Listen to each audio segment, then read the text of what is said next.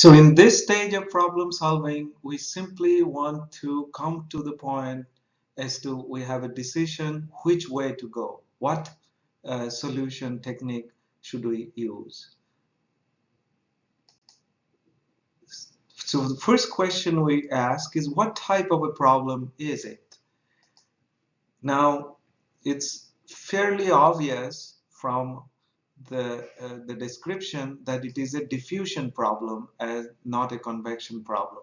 Now, we do have convection on the surface, so it's important for you to note that we already have decided that the domain is the slab, and that's solid. Convection is outside, that's not part of our domain. Then the other thing that is obvious from the problem description, because it asks for something at a certain time, so it's of course changing, so it's unsteady.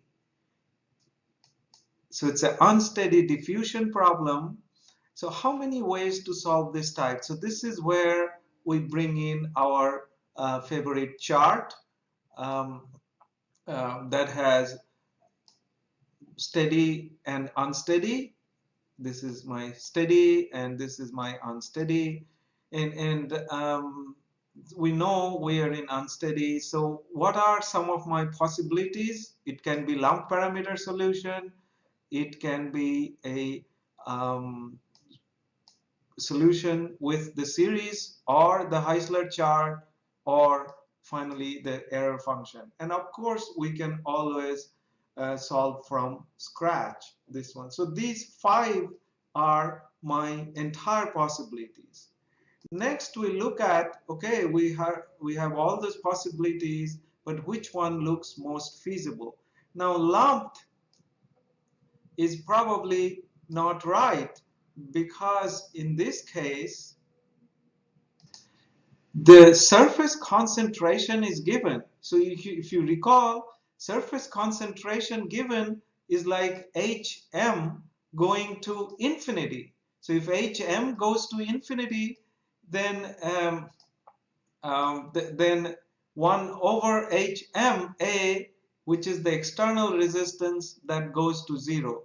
And lumped refers to when the resistance is outside. So since our resistance outside is 0, then it's obviously not a lumped problem.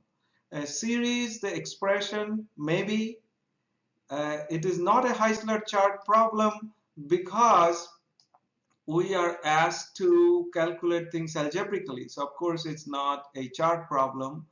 There is a semi-infinite part to it. Now we can always do things from scratch, governing equation and boundary conditions, but the problem is not asking us. So why do extra work from scratch? So we have now crossed out 3 of the possibilities, and we have 2 possibilities left. So next, we look at which one looks the easiest. Now this one we don't have a choice, because it is asking you to get the series expression. It is asking you to do the semi-infinite solution, so we don't have a choice. So these are indeed the 2 choices that we need to try.